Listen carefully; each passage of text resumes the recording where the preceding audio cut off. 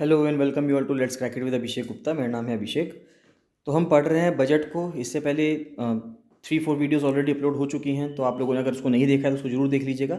ये बहुत ज़्यादा इंपॉर्टेंट है। आगे आने वाला कोई भी एग्ज़ाम ऐसा नहीं होगा जिसमें से बजट में से सवाल नहीं आएगा। जो भी एग्ज़ाम होगा बजट में से जिसमें भी सवाल आएगा, अगर आप लोगों ने ये वीडियो सबसे सही तरीके से देख ली हो, इसके नोट्स बना लिए, तो आप कोई भी क्वेश्चन ऐसा नहीं होगा जो आप बजट से ना कर पाएँ। चाहे आप मेंस का आंसर लिख रहे हो, चाहे आप प्रीलिम्स लिख रहे हो, जो भी आप एग्जाम कर रहे हैं, जिसमें भी आप बैठेंगे, चाहे वो प्रीलिम्स हो चाहे मेंस हो, बजट में से सब में से सवाल आते हैं। तो बजट की वीडियोस बहुत ज़्यादा इंपॉर्टेंट है और ये आपके आने वाले एग्जाम के लिए बहुत बहुत ज़्यादा इंपॉर्टेंट है। स्टार्ट करने से पहले बताना चाहूँगा गाइस कि अगर आपने let's crack it with Abhishek Gupta का यूट्यूब चैनल सब्सक्राइब नहीं किया है तो उसको जरूर सब्सक्राइब कर लीजिएगा और बेल आइकन भी दबा दीजिएगा, जिससे सभी वीडियोस की नोटिफिकेशंस आपको मिलते रहें। और साथ ही साथ let's crack it with Abhishek Gupta का फ्री टेलीग्राम चैनल भी है, जिसको ज्वाइन करना बिल्कुल फ्री है। उसको जरूर ज्वाइन कर लेना। सारे जितने भी अपडेट्स होते हैं वो सब वहाँ पे आते हैं। हर वीडियो का नोटिफिकेशन, हर वीडियो का जितना भी अपडेट है सब वहाँ पे आएगा। फ्री कंटेंट जो मिलना है वो वहीं पे आएंगी। जितने भी करंट अफेयर्स की इन्फॉर्मेशन है, पोल्स हैं, क्विजेस हैं, वो सब वहीं पे आते हैं। तो उसको ज्वाइन करना बहुत ज़्यादा इंपॉर्टेंट है, तो उसको ज़रूर ज्वाइन कर लीजिएगा। और साथ साथ बताना चाहूँगा गाइस कि अगर आप इस वीडियो को लाइक कर देंगे, अगर इस वीडियो पे 5000 लाइक से ऊपर पहुँच जाएंगे, तो इन वीडियो की जो पीडीएफ्स हैं उसको भी फ्री कर दिया जाएगा। तो 5000 जो लाइक्स है उसका टारगेट रखा गया है, तो अगर आप वो कर देते हैं तो उसको, इसका वीडियो का जो पीडीएफ है उसको फ्री कर दिया जाएगा। तो यहाँ तक हम पढ़ चुके थे पिछली वीडियो में। उसके बाद आता है, यहाँ से नेक्स्ट स्टार्ट करते हैं। श्योरिटी बॉन्ड्स की बात की जा रही है। The use of surety bonds as a substitute for the bank guarantee will be made acceptable in government procurements. देखिए, इससे पहले हम ये पढ़ चुके हैं कि सरकार क्या क्या काम कर चुकी है या क्या क्या काम करेगी आगे आने वाले टाइम पे, फाइनेंस मिनिस्टर ने जो अपनी बजट स्पीच में कहा है। तो इससे पहले हम ये देख चुके थे कि हम गवर्नमेंट प्रोक्योरमेंट के ऊपर बात कर रहे थे कि गवर्नमेंट क्या क्या खरीदेगी।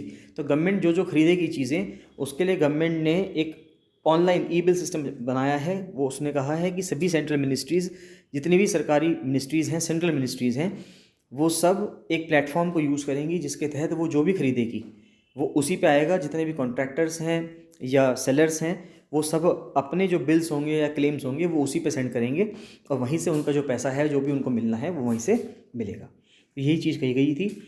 IRDAI has given the framework for issue of surety bonds by insurance companies. तो IRDAI जो है जो insurance regulatory development authority of India है, वो एक फ्रेमवर्क प्रोवाइड करेगी जिससे कि श्योरिटी बॉन्ड्स प्रोवाइड किया जा सके इंश्योरेंस कंपनीज के द्वारा।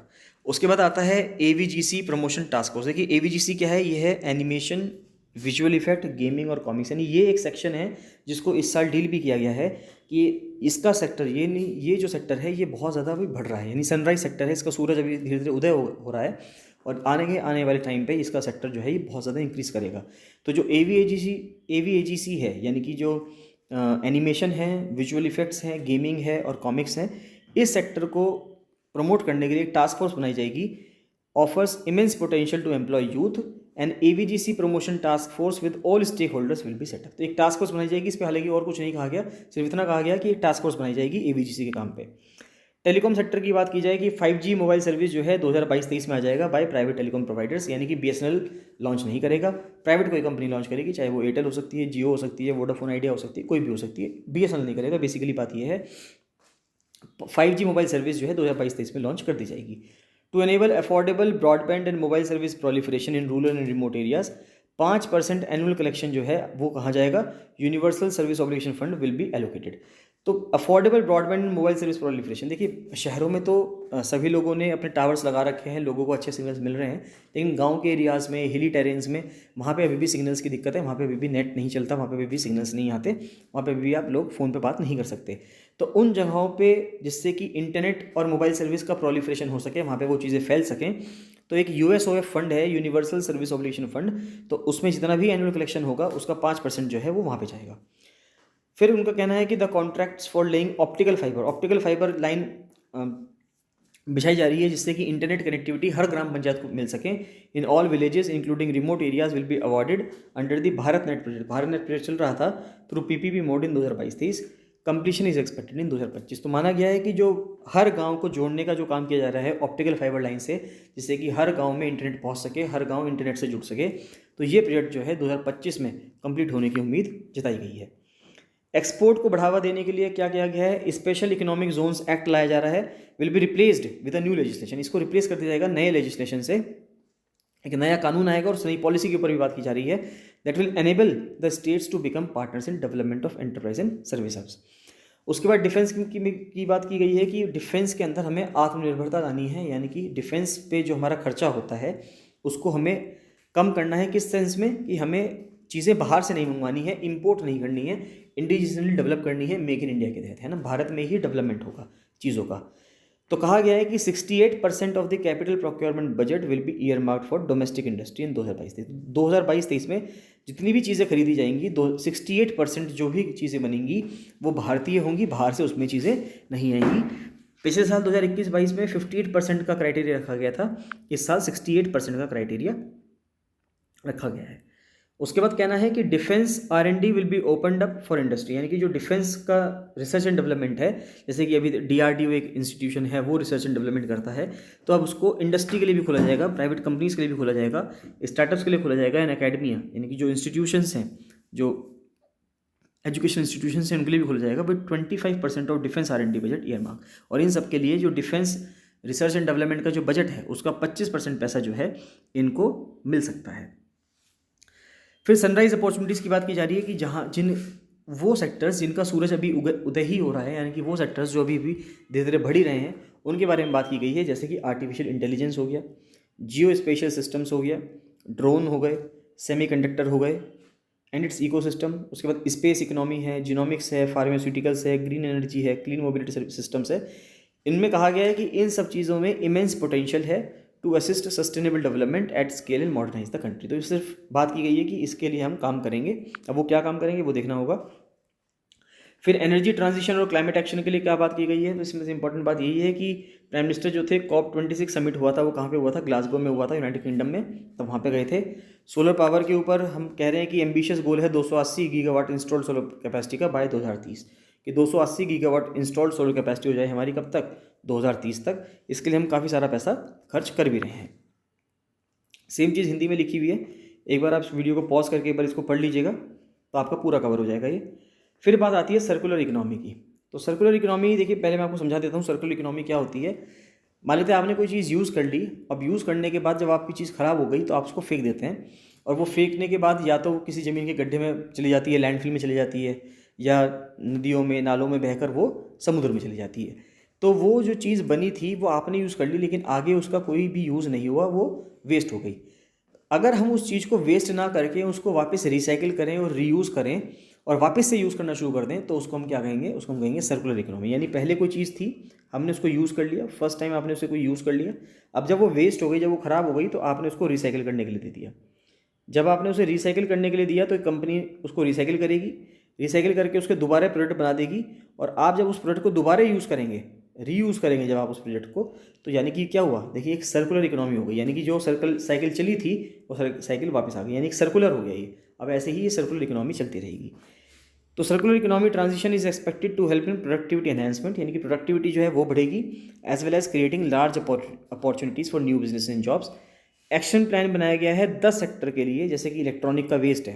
अब जितने भी इलेक्ट्रॉनिक का वेस्ट है, जैसे कि जो फ़ोन पुराने हो जाते हैं, जैसे हर 3 साल में 4 साल में आप अपना फ़ोन चेंज कर देते हैं, क्योंकि उसकी लाइफ इतनी ही मानी गई है, 4 साल 5 साल, बहुत ज़्यादा तक आप 5 साढ़े 5 साल खींच सकते हैं कोई फ़ोन। उसके बाद आपके फ़ोन के साथ बहुत दिक्कतें होने लगेंगी और आप फ्रस्ट्रेट हो जाएंगे और आप खुद फ़ोन चेंज करना चाहेंगे।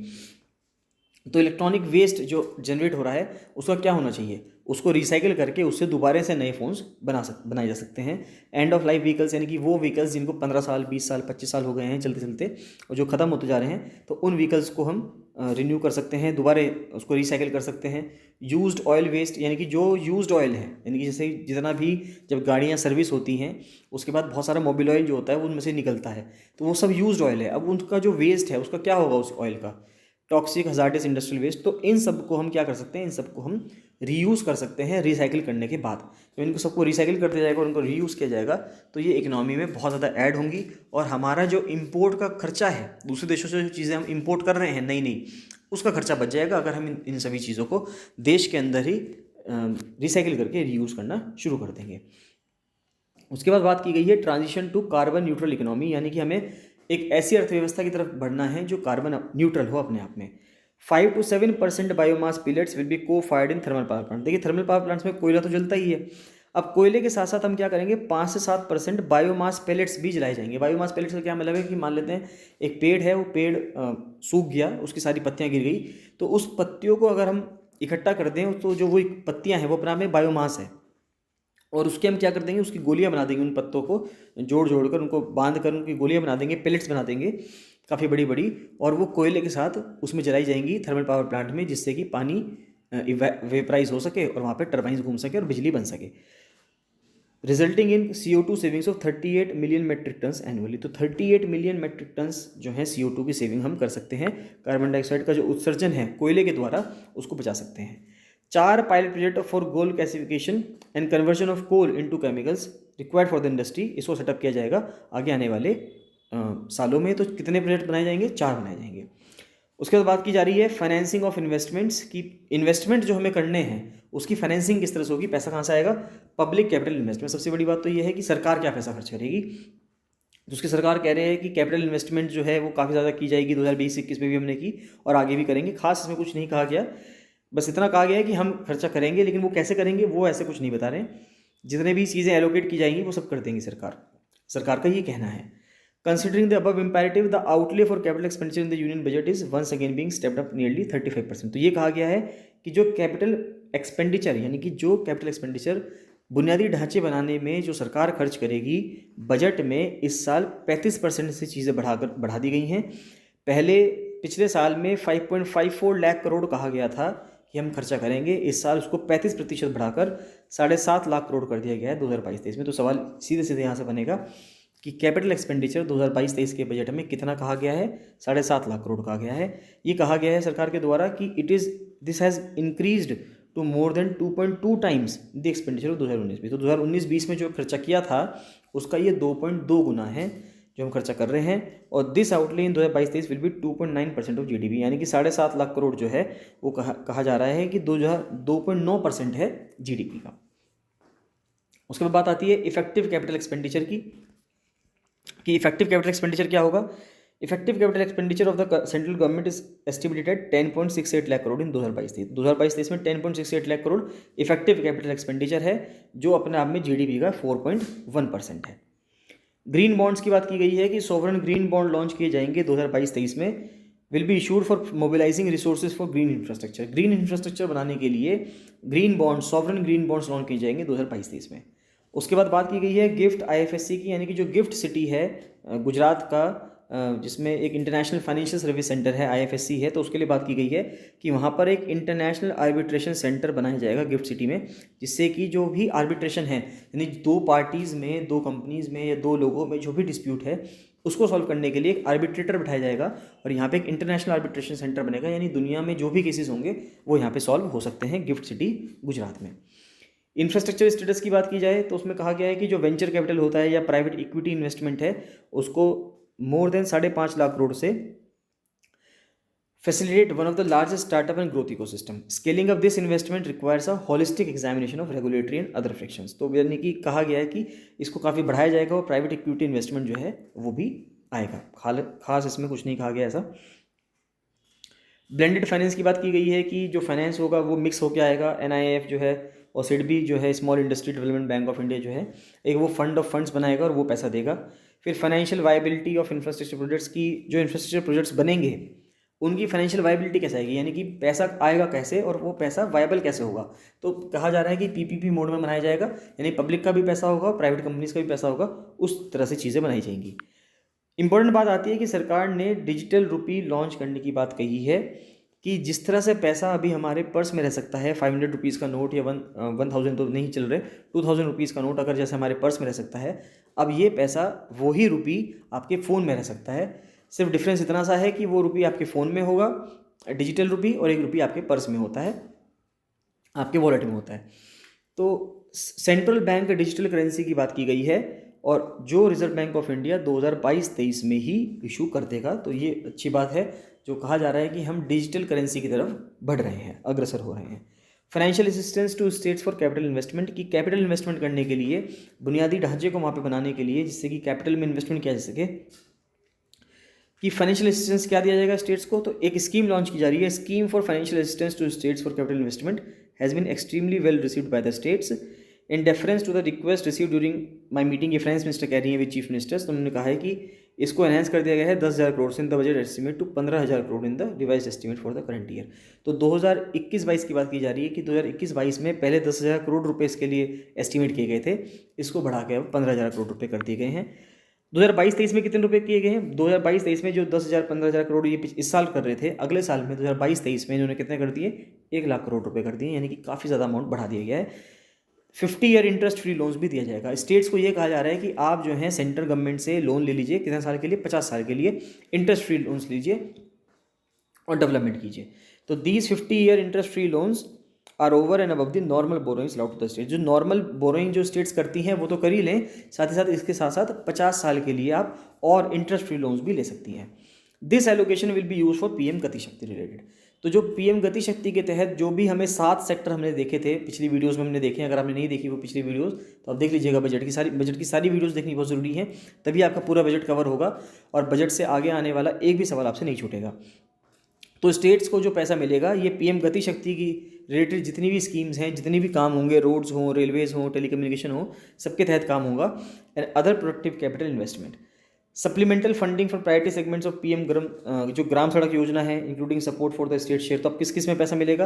ये तो पीएम ग्राम सड़क योजना के लिए मिलेगा, इकोनॉमी को डिजिटाइज करने के लिए, डिजिटल पेमेंट्स को बढ़ावा देने के लिए, जो ऑप्टिकल फाइबर केबल नेटवर्क जो बिछाया जा रहा है सभी गाँवों को जोड़ने के लिए हर राज्य में, तो उसके लिए सारा पैसा खर्च किया जाएगा जो यहाँ पे दिया जा रहा है। Reforms related to building bylaws, अब रिफॉर्म्स क्या लाए जा रहे हैं? बिल्डिंग बाय लॉज के लिए। जो बिल्डिंग बनाते वक्त जो रिफॉर्म्स, जो बिल्डिंग बनाते वक्त जो हमें कानून के जो कायदे हैं जो हमें अपनाने चाहिए, हालांकि बहुत कम लोग हैं जो एक बिल्डिंग बनाते वक्त अपनाते हैं, लेकिन जब भी कमर्शियल बिल्डिंग्स बनती हैं वहाँ पे वो अपनाए जाते हैं। टाउन प्लानिंग स्कीम्स हैं, ट्रांजिट ओरिएंटेड डेवलपमेंट है या ट्रांसफरेबल डेवलपमेंट राइट्स है, तो इन सब चीज़ के ऊपर काम किया जा रहा है। 2022-23 में ये कहा गया है कि 15th फाइनेंस कमीशन की रिकमेंडेशन के हिसाब से स्टेट्स को अलाउ किया गया है कि आप 4% का फिस्कल डेफिसिट मेंटेन कर सकते हैं of gross state domestic product का, of which 0.5% will be tied to power sector reforms. तो पावर सेक्टर में वैसे ही बहुत दिक्कतें हैं कि जो बिजली कंपनीज़ हैं उनका कहना यह है कि हम बिजली का खर्चा निकाल ही नहीं पा रहे, हम जो हैं वो लॉस में चल रहे हैं। तो 15th फाइनेंस कमीशन का ये कहना था कि fiscal deficit gross state domestic product का 4% रह सकता है, जिसमें से 0.5% जो है वो पावर सेक्टर रिफॉर्म्स के लिए रहेगा। सरकार के फिस्कल मैनेजमेंट की अगर बात की जाए तो बजट एस्टिमेट की बात की जाए तो 2022-23 का जो बजट आया है, टोटल बजट कितने करोड़ का है? 39.45 लाख करोड़ का है, जिसमें से टोटल रिसीव्स जो हैं बोरोइंग्स के अलावा वो 22.84 लाख करोड़ है। कि जो टोटल रिसीव्स आएंगे यानी जो पैसा सरकार को मिल जाएगा वो 22.84 लाख करोड़ होगा। टोटल बजट जो है वो 39.45 लाख करोड़ का है। फिस्कल डेफिसिट जो है 2021-22 में वो 6.9% कहा गया है। 2021-22 जो चल रहा है, मार्च 2022 तक पिछले वाला साल का फाइनेंशियल ईयर चल रहा है, 2022 1 अप्रैल से लेके 2023 के मार्च महीने तक अगले साल का फिस्कल ईयर चलेगा, तो उसमें 6.4 कहा गया है। तो फिस्कल डेफिसिट 2022-23 में 6.4 माना गया है, और जो इस साल जो फिस्कल ईयर चल रहा है इस टाइम पे, उसमें जो जीडीपी का जो फिस्कल डेफिसिट है वो कितना है? वो 6.9% है। तो ये बहुत इंपॉर्टेंट है। माना गया है, ये कहा जा रहा है सरकार के द्वारा कि हम 2025-26 तक 4.5% पे ले आएंगे अपने फिस्कल डेफिसिट को। फिस्कल डेफिसिट जितना कम होगा उतना ही अच्छा है। फिस्कल डेफिसिट का मतलब क्या है कि हम खर्चा तो ज़्यादा कर रहे हैं लेकिन इतना पैसा हमारे पास है नहीं, तो हमें क्या करना पड़ेगा? बोरिंग करनी पड़ेगी, इधर से उधार लेना पड़ेगा। तो सरकार कह रही है कि धीरे धीरे हम इस खर्चे को बढ़ाएंगे, लेकिन जो हमारा पैसा है वो भी हमारे पास पूरा होगा, हमें ज़्यादा उधार लेना नहीं पड़ेगा। उसके बाद टैक्स की बात की गई है। अगर हम टैक्स की बात देखें तो इंट्रोड्यूसिंग न्यू अपडेटेड रिटर्न, एक अपडेटेड रिटर्न की बात कही जा रही है कि जिन लोगों ने रिटर्न नहीं फाइल किया है वो रिटर्न फाइल कर सकते हैं। Tax payers to file an updated return on payment of additional tax, तो एडिशनल टैक्स देकर आप अपडेटेड रिटर्न भर सकते हैं। ये जो अपडेटेड रिटर्न है ये 2 साल में भरा जा सकता है from the end of the relevant assessment year. जिस साल का असेसमेंट ईयर खत्म हुआ है उसके 2 साल आगे तक आप अपडेटेड रिटर्न भर सकते हैं। नेक्स्ट आता है reduced alternate minimum tax rate and the surcharge for cooperatives. देखिए अब तक क्या हो रहा था कि जो कॉपरेटिव सोसाइटीज़ थी और जो प्राइवेट कंपनीज़ थी उन पे अलग अलग ऑल्टरनेट मिनिमम टैक्स लगा करता था। कंपनीज़ पे कम लगता था, जो कॉपरेटिव्स थी, जो सहकारी था, जो कंपनीज़ हैं, छोटी कंपनीज़ होती हैं जैसे कि अमूल हो गया, इन पे ज़्यादा लगती थी। तो अब इनको कंपनीज़ के एट पार ला दिया गया है और उसका रेट कम कर दिया गया है। Currently cooperative societies are required to pay alternate minimum tax at the rate of 18.5%, है है ना। तो 18.5% उनको देना पड़ता था। 18.5% का मतलब हो गया 18.5% देना पड़ता था, 18.5% देना पड़ता था। जबकि कंपनीज को 15% देना पड़ता था। जो प्राइवेट कंपनीज हैं वो 15% टैक्स देती थी, ऑल्टरनेट मिनिमम टैक्स, और कॉपरेटिव 18.5% दिया करती थी। तो अब उसको 18.5% से घटाकर 15% कर दिया गया है। तो फाइनेंस मिनिस्टर कहना है कि I propose to reduce this rate for the cooperative societies also to 15%। तो 15% घटा दिया जाएगा और कोऑपरेटिव सोसाइटीज़ को भी इससे बहुत ज़्यादा फायदा मिलेगा। To reduce the surcharge in cooperative societies from present 12% to 7% for those having total income of more than 1 crore and up to 10 crore. तो जो कोऑपरेटिव सोसाइटी की इनकम 1 करोड़ से लेकर 10 करोड़ के बीच में है, उन पे सरचार्ज 12% से घटाकर कितना कर दिया जाएगा, 7% कर दिया जाएगा। इससे कोऑपरेटिव सोसाइटीज़ को बहुत ज़्यादा फायदा मिलेगा, उनको टैक्स में पैसा या सरचार्ज में पैसा कम देना पड़ेगा। जो डिसेबिलिटी के साथ हैं पर्सनस, उनको भी टैक्स रिलीफ दिया जा रहा है। फिर आता है parity between employees of state and central government. देखिए अभी स्टेट गवर्नमेंट और सेंट्रल गवर्नमेंट के जो एम्प्लॉयज़ हैं उनमें थोड़ी सी डिस्पैरिटी है, उनमें थोड़ी सी चीज़ें अलग हैं, तो उनको भी एक साथ कर दिया जाएगा। कैसे कर दिया जाएगा? सेंट्रल गवर्नमेंट जो है वो 14% सैलरी का देती है of its employee to the national pension system tier 1, यानी कि जो नेशनल पेंशन सिस्टम है सेंट्रल गवर्नमेंट का, उसके लिए सरकार 14% सैलरी का एम्प्लॉय की कॉन्ट्रीब्यूट करती है। Such deduction is allowed only to the extent of 10% of the salary in case of employees of the state government. लेकिन स्टेट गवर्नमेंट में क्या दिक्कत है? स्टेट गवर्नमेंट में ये पैसा सिर्फ 10% दिया जाता है, सेंट्रल गवर्नमेंट में ये पैसा 14% दिया जाता है। तो अब स्टेट गवर्नमेंट ये कह रही है, अब सेंट्रल गवर्नमेंट का ये प्रपोजल है इस बजट में कि उसको भी एट पार ला दिया जाएगा और 14% ही कर दिया जाएगा स्टेट गवर्नमेंट का भी। To provide equal treatment to both central and state government employees, I propose, यानी कि फाइनेंस मिनिस्टर प्रपोज करती हैं to increase the tax deduction limit from 10% to 14% on employers contribution to the NPS account of state government employees. तो state government employee को भी 10% से बढ़ाकर 14% कर दिया जाएगा। स्टार्टअप्स के लिए इंसेंटिव की बात की गई है कि टू एक्सटेंड द पीरियड, जो इंसेंटिव मिल रहा था incorporation of the eligible startup by more, 1 साल और बढ़ा दिया गया है। अब इसको 2023 तक कर दिया गया है, पहले 2022 तक था। जो इंसेंटिव्स हैं नए, जो इनकॉर्पोरेटेड मैन्युफैक्चरिंग एंटिटीज़, जो नई मैन्युफैक्चरिंग एंटिटीज़ हैं अंडर कंसेशनल टैक्स रिजीम, तो एक कंसेशनल टैक्स रिजीम चल रही है 15%, जिसमें से टैक्स इंट्रोड्यूस किया गया है by government for newly incorporated domestic manufacturing companies. ठीक है, तो 15% का है वहाँ पे टैक्स सिस्टम। नेक्स्ट आता है scheme for taxation of virtual digital assets. तो देखिए अब यहाँ पे ये थोड़ा सा प्रॉब्लमेटिक है। हमने क्रिप्टो करेंसी को, इंडियन गवर्नमेंट ने उसको लेजिटिमाइज़ नहीं किया है, उसको एक्सेप्ट नहीं किया है, लेकिन उन पर 15% टैक्स लगा दिया है। तो उनका कहना यह है कि 30% टैक्स लगा दिया है। Taxation of virtual digital assets, तो फाइनेंस मिनिस्टर ने प्रपोज किया है to provide that any income from transfer of any virtual digital asset shall be taxed at the rate of 30%। तो 30% के हिसाब से उस पर टैक्स लगाया जाएगा जो भी क्रिप्टो करेंसी से लोग डील करते हैं। उसके बाद litigation management to avoid repetitive appeals by the department, इसको आप एक बार पढ़ लेना। ये मैं यहाँ पे वीडियो थोड़ी स्लो चला देता हूँ, इसको आप एक बार पढ़ लेना। इसमें कुछ खास है नहीं, इसलिए मैंने इसको बोल्ड भी नहीं किया है। एक बार आप इसको पढ़ लेंगे, एक सिंपल रीडिंग दे देंगे तो आपका काम हो जाएगा। रैशनलाइजेशन ऑफ सरचार्ज की बात की गई है, जो सरचार्ज है उसको रैशनलाइज कर देंगे। उसके बाद हेल्थ और एजुकेशन सेस की बात की गई है कि जो क्लैरिफिकेशन देना था वो बजट में दिया गया है, क्लैरिफिकेशन इस चीज़ पे। सेम चीज़ हिंदी में लिखी हुई है, इसको एक बार आप पढ़ लीजिएगा। टैक्स इवेजन से बचने की बात की गई है कि एक presently there is ambiguity regarding set off brought forward loss against undisclosed income, है ना, जो लोगों की अनडिस्क्लोज इनकम है और जो सर्च ऑपरेशन के दौरान, यानी कि जब रेड पड़ती है उस टाइम पे निकल के आती हैं, तो उसके बारे में बात की जा रही है कि लोगों को, मतलब लोगों के अंदर increase deterrence among tax evaders, जो लोग टैक्स देने से बचते हैं उनके लिए डेटरेंस को बढ़ाया जाएगा। TDS प्रोविजन की बात की गई है और इनडायरेक्ट में GST की बात की गई है कि GST में रिमार्केबल प्रोग्रेस हुई है, GST बहुत ज़्यादा बढ़ गया है, यानी जो GST का कलेक्शन है वो हर महीने दर महीने बढ़ता जा रहा है, ये बात की जा रही है। स्पेशल इकोनॉमिक जोन की बात की गई है कि रिफॉर्म्स लाए जाएंगे कस्टम एडमिनिस्ट्रेशन ऑफ SEZs, और ये रिफॉर्म्स जो होंगे 30 सितंबर 2022 तक इम्प्लीमेंट कर दिए जाएंगे। ये इंपॉर्टेंट डेट बात है, ये जो डेट है ये इंपॉर्टेंट है कि स्पेशल इकोनॉमिक जोन्स के लिए जो रिफॉर्म्स होंगे वो किस तारीख तक इम्प्लीमेंट कर दिए जाएंगे, 30 सितंबर 2022 तक इम्प्लीमेंट कर दिए जाएंगे। सेम चीज़ हिंदी में लिखी हुई है, आप इसको पढ़ लीजिएगा। उसके बाद आती है बात प्रोजेक्ट इंपोर्ट्स और कैपिटल गुड्स की। तो नेशनल कैपिटल गुड्स पॉलिसी 2016 में आई हुई थी, उसका एम था कि हमें डबल करना है production of capital goods by 2025। तो जो कैपिटल गुड्स हैं उनको, उनकी जो प्रोडक्शन है उसको हमें 2025 तक क्या करना है, डबल करना है। देखिए बाकी कुछ खास है नहीं ये, इसलिए मैंने इनको बोल्ड नहीं किया। एक बार आप सिंपल रीडिंग दे दीजिएगा जिससे आपका कुछ छूटे ना और सब कुछ कवर हो जाए। लगभग ये जो बजट की स्पीच है ये तो कंप्लीट हो जाती है।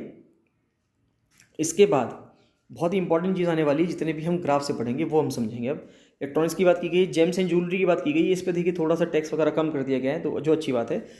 तो जेम्स एंड ज्वेलरी सेक्टर को बूस्ट देने के लिए जो कस्टम ड्यूटी थी कट और पॉलिश्ड डायमंड्स पे और जेम स्टोन्स पे, उसको तो घटाकर 5% कर दिया गया है।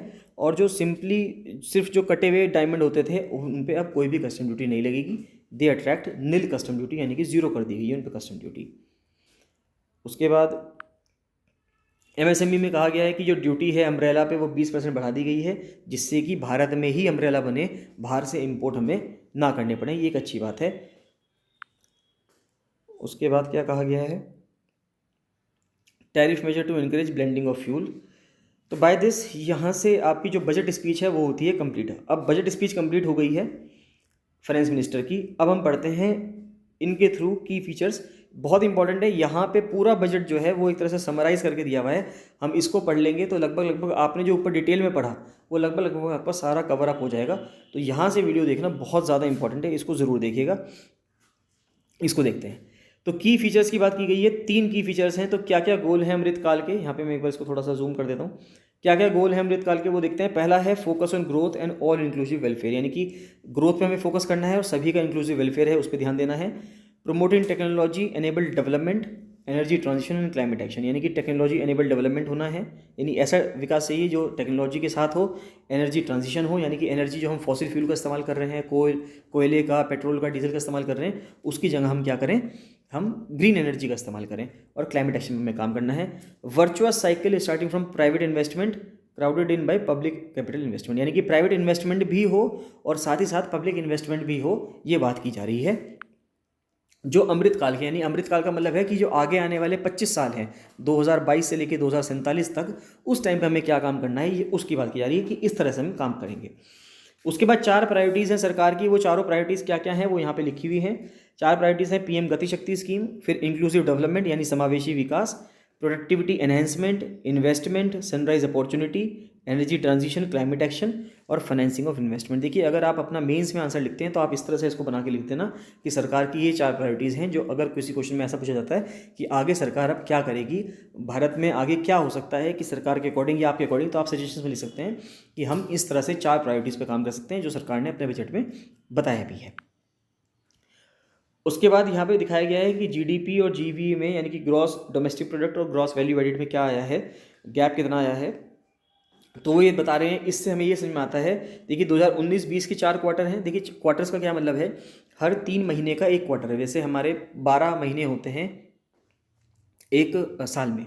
अगर 12 महीने हैं तो उनमें से 3 महीने का एक क्वार्टर है, तो 4 क्वार्टर्स में आपके पूरे 12 महीने कवर हो जाते हैं। तो क्वार्टर 1, 2, 3, 4 हर साल के अंदर 2019-20 में, 2020-21 में और 2021-22 में 2 क्वार्टर्स की बात की गई है। तो देखिए जीडीपी जो थी वो पहले काफ़ी अच्छी चल रही थी, 37 लाख करोड़ के आसपास चल रही थी, 37 लाख करोड़ से ऊपर आ गई थी 2019-20 के क्वार्टर 4 में। लेकिन फर्स्ट लॉकडाउन जब लगा तो ये तुरंत एकदम से गिर गई और ये 37 लाख करोड़ से ऊपर जा से जो थी वहाँ से घटकर 28 लाख करोड़ से भी नीचे रह गई। ये फर्स्ट लॉकडाउन की बात है। उसके बाद जब फर्स्ट लॉकडाउन के बाद वापस इकोनॉमी खुली तो वापस से ये राइज करना शुरू करती है और वापस से फिर ये नीचे गिर जाती है सेकंड वेव के दौरान, और फिर वापस से उठना राइज करती है। यानी कि वो कह रहा है कि recovery of the economy is reflective of countries resilience, यानी कि जो इकोनॉमी है अगर वो गिरी थी तो इकोनॉमी जो है वो वापस से राइज भी कर गई। तो ये दर्शाता है कि कंट्री के अंदर रेजिलियंस है, और कंट्री में, देश में अगर इकोनॉमी डाउन गई है तो उसका इम्पैक्ट हालांकि सभी लोगों पे हुआ है, लेकिन धीरे धीरे लोग उठना शुरू कर रहे हैं, रिवाइव करना शुरू कर रहे हैं। तो ये बात की गई है इस ग्राफ के थ्रू, इस चार्ट के थ्रू। उसके बाद इंडियन इकोनॉमी स्टेजिंग अ सस्टेन्ड रिकवरी, की इंडियन इकोनॉमी जो है वो एक रिकवरी कर रही है, ये दिखाया गया है, ये दर्शाया गया है यहाँ पे। तो कैसे दर्शा रहे हैं, तो वो यहाँ पे दिखा रहे हैं। पहले तो बता रहे हैं कोविड-19 वैक्सीन कवरेज कितनी है। तो देखिए कितनी परसेंट एडल्ट पॉपुलेशन है जिनको पहली डोज लग चुकी है, तो 93% लग चुकी है। 93% लोगों को, ये सरकारी आंकड़ा है, बहुत ज़्यादा महत्वपूर्ण है। यही सत्य है अपने आप में। देखिए अगर कहीं भी आप कुछ पढ़ते हैं तो वो सत्य नहीं है, ये 93% है, ये गवर्नमेंट नोटिफिकेशन है, ये गवर्नमेंट कहती है। तो अगर आपके सामने कोई ऑप्शंस आएंगे तो आप उस पर 93% पर टिक लगाएंगे कि अगर वो कोई पूछे कि कितनी परसेंट एडल्ट पॉपुलेशन है जिनको पहली डोज लग चुकी है, तो 93% लोगों को लग चुकी है। कब तक? जनवरी 2022 तक। जनवरी 2022 की बात की जा रही है, जनवरी 2022 तक। जनवरी 2021 से डेटा स्टार्ट होता है जब से पहली बार डोज लगनी शुरू हुई थी, और एक साल में जनवरी 2022 तक 93% लोग ऐसे हैं जिनको पहली डोज लग चुकी है, और कितने परसेंट लोग ऐसे हैं जिनको सेकंड डोज लग चुकी है? 69.8%। ना 70% है ना 69% है, 69.8% है जिनको सेकंड डोज भी लग चुकी है। डेफिसिट की बात की जा रही है कि कितना डेफिसिट रहा है, तो देखिए ये इफेक्टिव आरडी है, ये अगर हम इसकी बात करें तो परसेंट ऑफ जीडीपी। तो डेफिसिट्स कितना है? रेवेन्यू डेफिसिट की बात की जा रही है, प्राइमरी डेफिसिट की बात की जा रही है, और फिस्कल डेफिसिट की बात की जा रही है। तो जो फिस्कल डेफिसिट है, जो सबसे ऊपर वाली लाइन है, वो फिस्कल डेफिसिट की लाइन है। तो 2021-22 का जो रिवाइज एस्टीमेट है उसके हिसाब से 6.9% है, और जो आगे आने वाला 2022-23 है उसके हिसाब से कितना डेफिसिट है? 6.4। तो ये हमने ऊपर पढ़ भी लिया था कि 6.4% जो है वो हमें उम्मीद है कि इस साल फिस्कल डेफिसिट रहेगा, जिसे हमें घटा के 2024-25 तक हमें 4.5% पे ले आना है, ये सरकार का टारगेट है। उसके बाद हम क्वार्टरली कैपिटल एक्सपेंडिचर पे बात की जाए कि सरकार कितना खर्चा कर रही है चीज़ों को बनाने में, तो देखिए लॉकडाउन के दौरान थोड़ा कम हो गया था, लॉकडाउन से पहले बढ़ रहा है, घट रहा है, यानी कि ये चीज़ें क्या दिखा रही हैं? ये शो करती हैं। अगर सवाल इस तरह से पूछता है कि लगातार कैपिटल एक्सपेंडिचर बढ़ रहा है क्या, या लगातार कैपिटल एक्सपेंडिचर घट रहा है क्या, तो ना तो वो लगातार बढ़ रहा है ना लगातार घट रहा है, वो कभी बढ़ रहा है कभी घट रहा है ना। हर फाइनेंशियल ईयर में, हर क्वार्टर में फाइनेंशियल ईयर के वो चेंज हो रहा है। देखिए यहाँ पे रैंप अप हो गया, यहाँ पे बढ़ गया, फिर वापस घट गया, और सस्टेन्ड स्पेंडिंग, तो इस तरह से हो रहा है। ये चार्ट शो कर रहा है आपको इन्फ्लेशन, यानी कितनी महंगाई है। वेट, एक बार मैं वहाँ पे वापस पहुँचता हूँ। तो ये बता रहा है कि कितनी महंगाई है, तो महंगाई के बारे में बता रहा है कि अगर आप यहाँ पे देखेंगे, वेट, तो होलसेल प्राइस इंडेक्स और कंज्यूमर प्राइस इंडेक्स के बारे में बता रहा है कि जो ब्लू लाइन हम देखेंगे, ब्लू लाइन है होलसेल प्राइस इंडेक्स और येलो लाइन है कंज्यूमर प्राइस इंडेक्स, और ये इनका गैप दिखा रहा है। ये जो यहाँ पे ये चीज़ें हैं, ये इनका गैप दिखा रहा है। तो जो CPI है वो CPI मोर और लेस सेम है, 5 के आसपास ही चल रहा है, 5% के आसपास। और जो होलसेल प्राइस इंडेक्स है, होलसेल प्राइस इंडेक्स जो है वो, या जो इन्फ्लेशन है, होल प्राइस इन्फ्लेशन जो है वो बढ़ा है ना। तो ये अपना आप में एक चिंताजनक विषय था कि होलसेल प्राइस इंडेक्स जो है बढ़ना नहीं चाहिए, वो बढ़ रहा है, तो वो अपना में गलत चीज़ है। उसके बाद बात आती है net addition in EPF subscribers. देखिए जो EPF सब्सक्राइबर्स होते हैं, यानी कि एम्प्लॉयज़ प्रोविडेंट फंड के जो सब्सक्राइबर्स होते हैं, उससे ये समझ में आता है कि कितनी इकनॉमी आपकी फॉर्मल होती जा रही है और कितने लोगों को रोजगार मिल रहा है। ये अपना में एक पैरामीटर है। तो ये देखा गया है कि पहले लॉकडाउन लगा तो जो EPF सब्सक्राइबर्स थे उनकी संख्या घट गई थी, लेकिन ये वापस से रिवाइव करी, फिर वापस से घट गई सेकेंड वेव में, और वापस से बढ़ रही है। तो अब ये 13.9% है। तो कितने परसेंट ना करके लैक्स में, कितने लाख हैं? 13.9 लाख लोग ऐसे हैं नवंबर 2021 के तक जो EPF सब्सक्राइबर्स हैं, यानी कि एम्प्लॉय प्रोविडेंट फंड के सब्सक्राइबर्स हैं। उसके बाद बात की जा रही है फॉरेन एक्सचेंज रिजर्व्स की। तो फॉरेन एक्सचेंज रिजर्व जो हैं 2021-22 में अगर देखा जाए तो Q3 तक 634 US बिलियन डॉलर्स है ना, 634 बिलियन डॉलर्स जो हैं वो क्या हैं? फॉरेन एक्सचेंज रिजर्व है, जो 16 महीने तक चल सकते हैं, जिनका काम 16 महीने तक, यानी कि आप उम्मीद कर सकते हैं कि वो जो इतने जो डॉलर्स हैं, वो जो भारत का खर्चा है इस टाइम पे, उसके हिसाब से 634 बिलियन डॉलर्स भारत के 16 महीने का खर्चा निकाल देंगे, अगर भारत के पास फॉरेन एक्सचेंज रिजर्व बाहर से नहीं आते हैं। और तो इसके बाद आता है PM गति शक्ति। चलिए यहाँ से हम नेक्स्ट वीडियो में कवर करते हैं PM गति शक्ति से। तो आप इन सभी ग्राफ्स को देख लीजिएगा, ये जो फिगर्स हैं बहुत ज़्यादा इंपॉर्टेंट है, इनको नोट कर लीजिएगा। बाकी आप नोट्स बना ही रहे होंगे, आप पढ़ ही रहे होंगे, मैं उम्मीद करता हूँ ऐसा।